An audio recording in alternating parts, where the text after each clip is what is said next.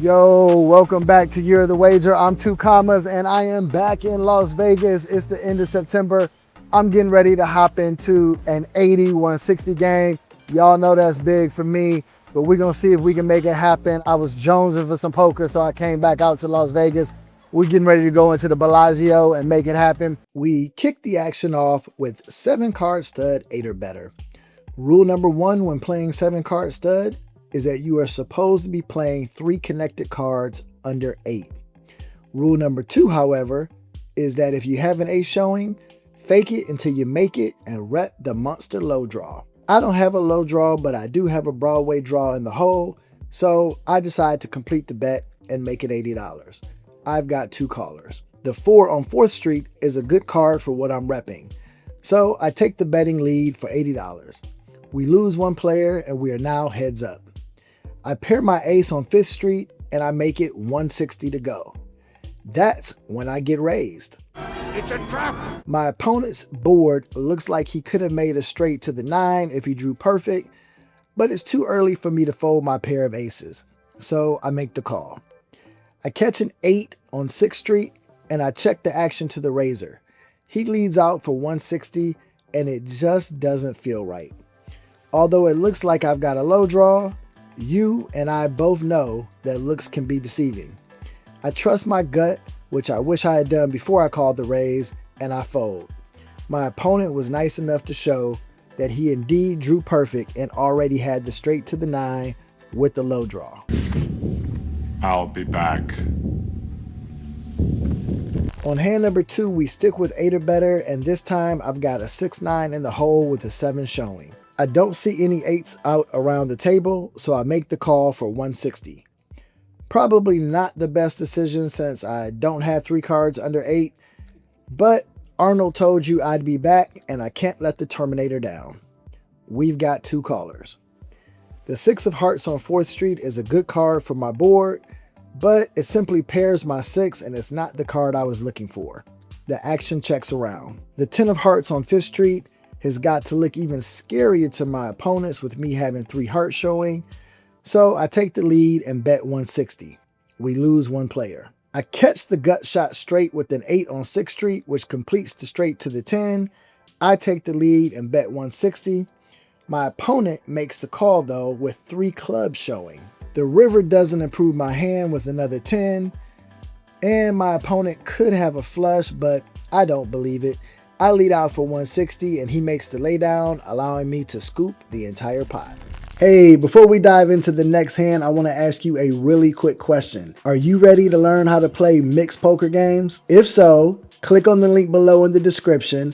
I built a community called Year of the Wager Poker, where I teach people how to play the basics like Deuce to 7 and Badugi, as well as more advanced games like Drawmaha or Badeucey, and all types of other mixed poker games. Listen, I played No Limit Hold'em for more than 10 years every single day, and quite frankly, I got burnt out looking for the same 2 cards to enter the pot. Mixed games brought my love of poker back, and I think you'll enjoy them as well.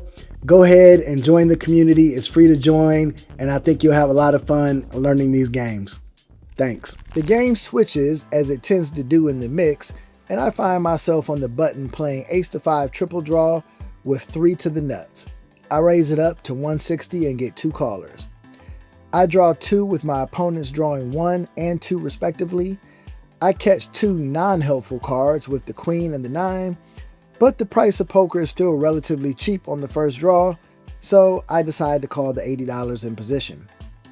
We lose 1 player and my opponent draws 1 with me still drawing 2. On the second draw, I catch a 5, giving me 4 to the wheel. I've got to think any ace or 6 gives me a winner. My opponent bets and I make the call. He checks to me on the river and I make another queen, which I know is no good. He turns over a 9-6 for the win. Staying pat out of position on a 9 is a bit suspect, but it pays off for him as I'm unable to improve. We switch the game again to double board Omaha high. I've got king, king, jack 7 single suited. I call the raise out of position heads up and check call the flop that brought me a set of kings and a flush draw on the top board and a gut shot on the bottom board. My opponent leads out for a bet and I make the call. The turn does nothing for me on the top board and pairs the bottom board, severely downgrading my chance of winning both boards. I check call the turn for 160. The river brings me the nut flush on the top board and I lead out for a bet of 160, only to get raised to 320. I've got the nuts on one board, so I assume it's a chop and I make the call. I find out that my opponent flopped a monster with queen jack of spades. She flopped the nuts on the top board and turned the full house on the bottom board. I got extremely lucky to river a higher spade flush. We switch the game back up to deuce to 7 triple draw and I find myself with 2 deuces, a 4 and an 8. I raise it up and then end up calling the 3-bet to 240. We're heads up and we are both drawing 2. I'm in position. I pull a 3 and another deuce to improve my hand and call an $80 bet from my opponent. After drawing 2 though, he stays pat. I'm going to be drawing 1 trying to hit 8 perfect. I pair my 8 on my second draw and call the 160 with 1 draw to come. I've had 3 deuces and 2 8s, so I don't think my opponent should be that strong. However, I pair my 4 on the final draw and I can't call the river 160. Good thing I didn't make my hand though, as my opponent turns over the nuts. How many deuces are there in the deck again? We stick with deuce to 7 on the next hand. I again start off with a deuce along with a 5 and an 8. I decide to come along for the ride and call the raise from the big blind. We are heads up. My first draw brings me closer to victory as I catch a 4 and a king. I check call $80 with both of us drawing 1. The second draw pairs my 4, which seems to be happening a lot in this session, and I check call once again for 260. I toss the 4 and once again my opponent stays pat, which could be a snow. I catch a jack and check, and my opponent turns over 8-7. I guess it wasn't a snow after all. On the next hand, I'm down about $2,000 and questioning my life choices when we switch the game up to Big O, which is a big bet game in this mix with a max bet of $1,600. I try not to play the big bet games as aggressively because I have a hard time switching my mindset from limit to big bet, but I find myself in the big blind and in this unraised pot with ace, king, 7-6-3 double suited. What follows is one of the craziest hands I've ever been involved in. I've got 2 callers heading into the flop of king, jack, deuce with 2 clubs. I've got a pair of kings with a king high flush draw. I call a $100 bet and everyone stays in the hand. The 9 of clubs on the turn gives me the second nut flush and I'm feeling good about my hand until the flop aggressor bets $300.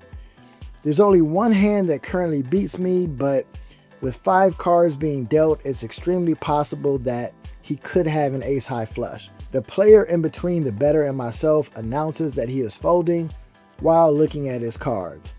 I'm pondering the decision to call or raise, but I'm leaning towards just calling as the safest course of action. That's when the player in between myself and the bettor accidentally drops his cards in the process of folding them, and the only one card to flip over is the ace of clubs. The card is announced to the table and I now know that the bettor doesn't have me beat and I have the nuts. So what could he have been betting on? I can only assume that he has a set and I don't want the board to pair, so I announce a pot size bet, which effectively puts us both all in. To my surprise, the opponent makes the call and he doesn't have a full house draw. He has the queen high flush. The river is clean and I bring in a pot of almost $4,000, bringing me close to even for the day. We switch the game up yet again to Badeucey and I'm dealt ace king 10 6-6. I raise it up to 160 and we go heads up to the first draw where I'm drawing 3 and my opponent is drawing 1. On draw number 1, I improve, making a 10 high Badugi and I call the $80. My opponent stays pat and I'm obviously going to toss my jack and see if I can improve my Badugi. On my second draw, my opponent leads out for 160 and I don't improve. Catching the king puts me now in a pickle. My opponent drew 1 on the first draw and stayed pat. I think it's more likely that he made his ace to 5 hand than his Badugi hand. I do have a Badugi, which would entitle me to half the pot. But do I want to call 160 here plus another 160 on the third draw just to win my money back? And then there's always the chance that my Badugi is no good. These are the situations that split pot games put you in constantly. I decide that I don't want to chase half the pot or throw away my Badugi to try to improve, so I reluctantly fold, and my opponent shows me that he had a made 7 with only a 2-card Badugi. The next game we are playing is Ari, which is the first time I've ever played this game. Ari is basically the same game as Archie. It's a 5-card triple draw game with a double qualifier for both the high and the low half of the pot. The difference with Ari is that the dealer puts out one community card in the center of the table, and that card can be used by everyone, but only to make the high half of your hand. Seems like a simple enough twist, so let's give it a try. I'm dealt 7-7-9 Queen King, and the community card is the 7 of Hearts. This means I have trip 7s before my first draw, and I'm feeling good about my chances. I raise it to 160 and get 2 callers. I'm drawing 3 and trying to make a full house or better. The 6-4 deuce gives me 4 to a low draw, but I'm not giving up my trip 7s. I lead out for $80 and keep both callers. I'm drawing 3 again, which pretty much makes my hand face up. Everyone likely knows I have 2 7s in my hand, so they're either drawing to a low hand or planning on beating my trips. It's check to me, and I bet 160 and end up keeping both callers. I draw 2 this time to make it appear that I improved while keeping my ace. This actually probably saved me a little bit of money, because when I let out for 160 after the third draw, I only got called, but my opponent turned over a monster. He made his low hand and also qualified for an ace high flush with 4 hearts in his hand and using the community 7 of hearts as his 5th heart. With it being my first time playing Ari, it hadn't occurred to me that the 7 would be used to make a flush, especially since it was such a low card, but that's just ignorance on my part, and it cost me quite a bit of money. The next hand we are playing Badeucey, and I'm under the gun with 3-3-4-6-8 and an 8 high Badugi. I come in for a raise to 160 and get 2 callers. I draw 1 and end up pulling the ace of spades, which does not help me at all. However, it's check to me and I bet the draw advantage. We end up heads up. I catch the 5 on the second draw and bet 160, staying pat. I get called and my opponent takes 1. I bet the river and she folds to me, allowing me to take down a much needed pot. We stick with Badeucey on the next hand, and I'm in the big blind. I'm dealt ace queen 4-6-8. I don't have a deuce, but I'm in for a discount and I call the raise. I've got 2 callers. On my first draw, I pick up a deuce and another 8, and I check call the $80, drawing 2. On the second draw, I make a jack high Badugi with a queen, and I check call the 160 once again. One of my opponents is pat. I make a jack 9 with a jack 8 Badugi on the last draw, and I check again. My pat opponent leads out for a bet, and the other opponent calls.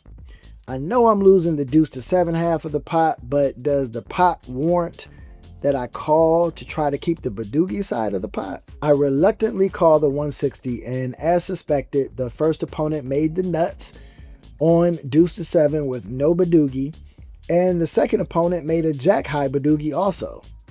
Except her second card was better than mine with a jack 5, and I end up getting 0% of the pot. That's why you're supposed to draw smooth.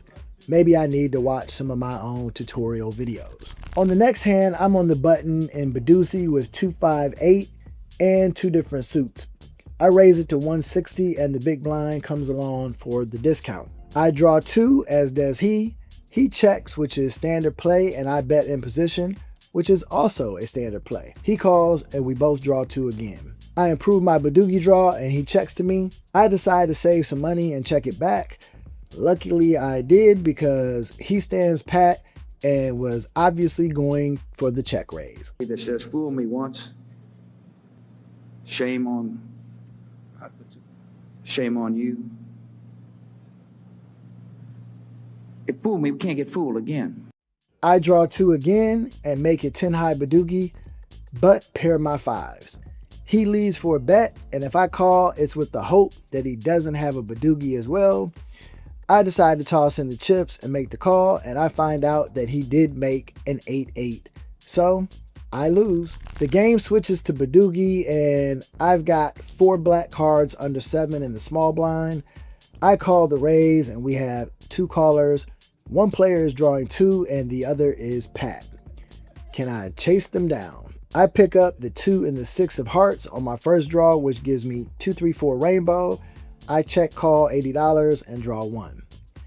The jack on the second draw isn't going to get it done. I check call 160 and draw 1 again. I make a king high Badugi on the final draw, and we both check. She announces a queen, and as suspected, my king is no good. On the next hand, I'm on the button in Deuce to 7 Drawmaha and dealt 4-5, 7-8 ace.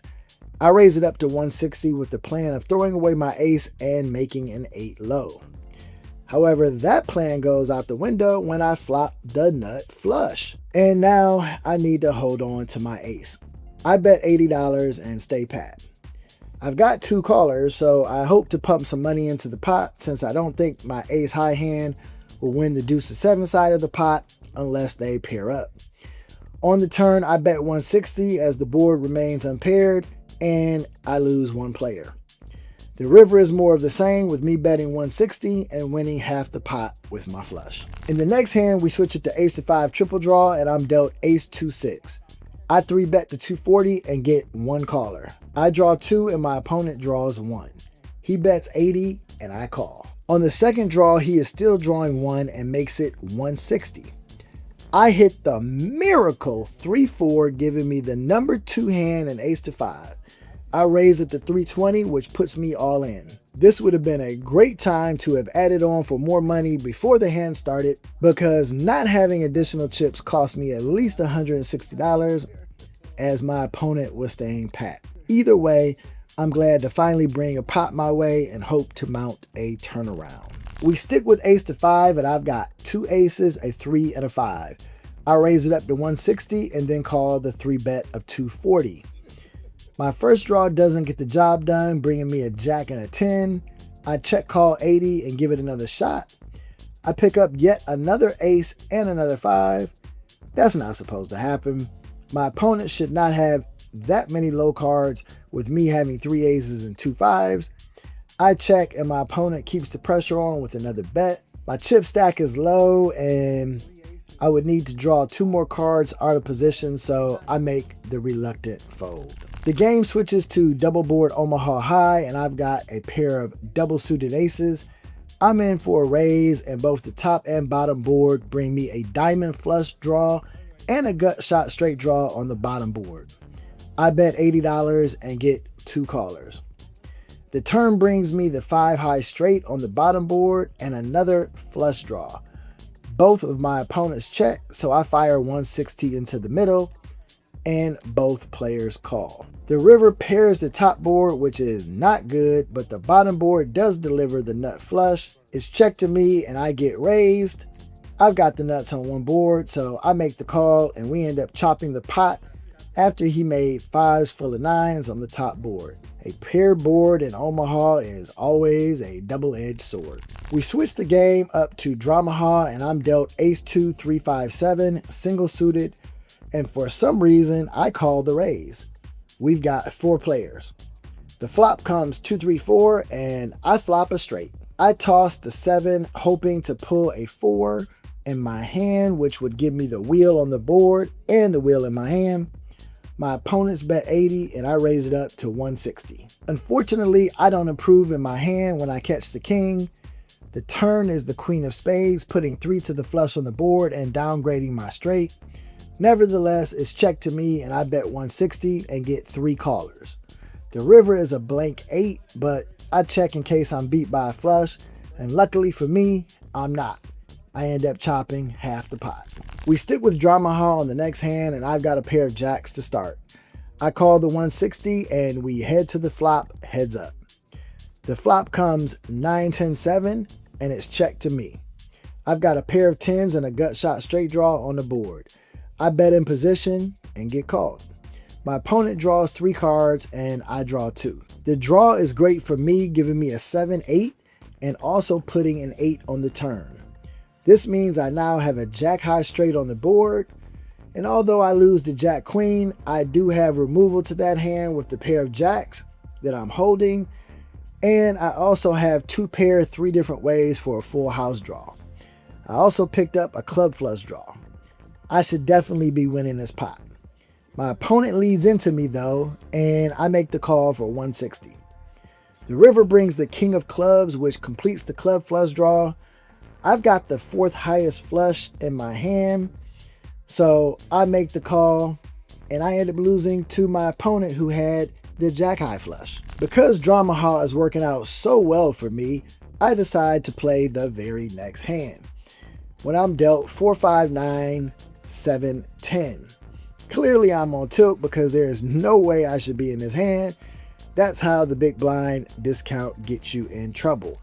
I call the raise and there are 4 players. The flop comes 4, 7, 8 with 2 diamonds.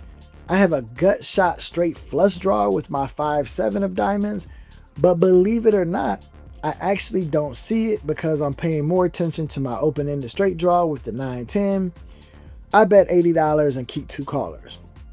I'm clearly punch drunk though because I end up throwing away my 10 for some crazy reason, which happens to work out well for me because I then end up hitting the 6 of diamonds for the straight flush. Now again, I know I have a flush, but I think I have it to the 9 and not the straight flush. My opponent leads out for a bet and I make the call. I also make a pair of 5s in my hand, which is pretty much worthless. Remember, you have to keep your head on a swivel in these mixed games. McKenna, what are you doing? You gotta keep your head on a swivel, man. You gotta slide out there, pick up that robber. The river is a useless 3 and we all check. My opponent announces a 10 high flush on the board and 2 pair in his hand. I table my hand thinking I'm losing, but just trying to show that he 1-pipped me for the second hand in a row, only to find out that I actually have a straight flush and get half the pot. Go figure. We stick with Drawmaha for my last hand and I start off with a great trip 3s in my hand. More often than not, this should guarantee me at least the 5-card draw side of the pot and I raise it up to 160. I get 2 callers. The flop comes ace queen 6, which doesn't do anything for my hand except the low flush draw. The 10 on the turn also doesn't do much for my Omaha hand, but I bet 160 for the trips I'm holding only to get raised after the draw. I make the call of 320 and find myself all in on the river when the 8 of clubs comes. I don't expect to win the Omaha side of the pot, but then my opponent informs me that he made trip 9s on his draw and river to straight, so he ends up scooping the pot, and I am officially felted. I hate poker. So just got absolutely wrecked in the 81-60 game at the Bellagio. I think ultimately I played pretty poorly. There was a couple of spots where I got unlucky, but I think I just played bad, to be honest, which sucks. Never like to lose 5,000, which is what I lost. So gonna have to go back to the drawing board and figure it out tomorrow. All right, thanks for tuning in and make sure to like and subscribe, and I will see you in the next video.